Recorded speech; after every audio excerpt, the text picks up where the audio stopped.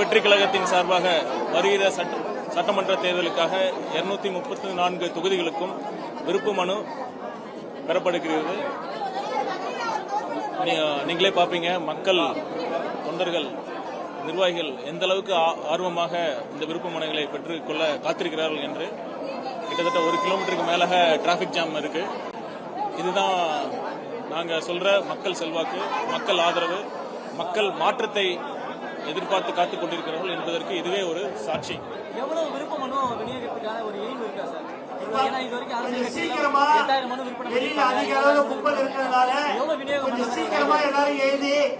எத்தனை விருப்ப மனு நீங்க கொடுப்பீங்கன்னு பிளான் பண்ணிருக்கீங்கன்னு கேட்டிருக்கீங்க.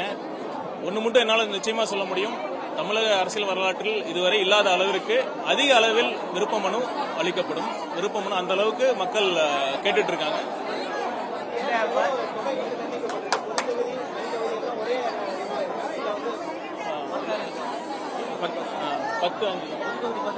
பொது தொகுதிக்கு 10,000, தனி தொகுதிக்கு 5,000 என்று இதற்கான தொகை பிக்ஸ் பண்ணிருக்கோம். திருச்செங்கோட்டுல தூய்மை பணியாளர்களை பணி செய்ய விடல அப்படின்னு புகார் கொடுத்திருக்காங்க. நகராட்சியின் தலைவர் நடவடிக்கை எடுப்போம், தொடர்ந்து இது போன்ற இடையூறுகள் ஏற்பட்டா உங்க மீது நடவடிக்கை எடுப்போம் அப்படின்ற ஒரு குற்றச்சாட்டையும் வச்சிருக்காங்க.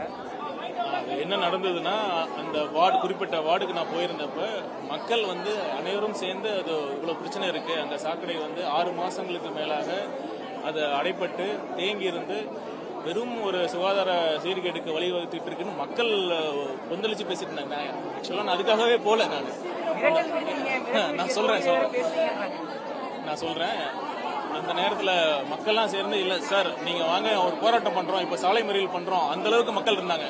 பொறுமையா இருங்க, என்ன நான் கேட்போம். இப்பதான் முதல் தடவை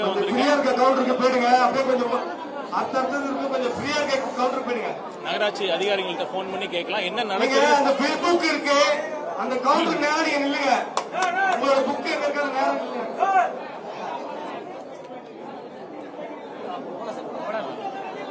நகராட்சி அதிகாரிகள்கிட்ட கேட்கலாம் என்ன நடந்திருக்கு, அவங்களுக்கு தெரியுமா, இந்த அவங்க கவனத்திற்கு கொண்டு போனீங்களா அப்படிங்கறத கேட்கலாம். ஃபர்ஸ்ட் நம்ம ஒரு பக்கம் மட்டும் நம்ம கேட்டுட்டு பேச முடியாது. நகராட்சி அதிகாரிகிட்ட கேட்கலாம்னு அவங்களுக்கு கால் பண்ணி பேசணும். ரொம்ப மரியாதையுடன் தான் நாங்க பேசணும். மக்கள் தான் ரொம்ப இதா இருந்தாங்க. அந்த இடத்துல நான் அவங்ககிட்ட பேசலன்னா ஒன்னும் மக்கள் போராட்டமா தான் வெடிச்சிருக்கும். ஆனா இப்ப என்னன்னா, அதிகாரிகள் என்ன சொன்னாங்க, நாங்க இல்ல சார் நாங்க ரெகுலரா தூர்வாரிட்டு தான் இருக்குன்னு சொன்னாங்க. ஆனா அது பொய். பாத்தீங்கன்னா அங்க தூர்வாரவே இல்லை. அது மட்டும் இல்ல, இது அந்த குறிப்பிட்ட வார்டுல மட்டும் இருக்கிற பிரச்சனை இல்ல.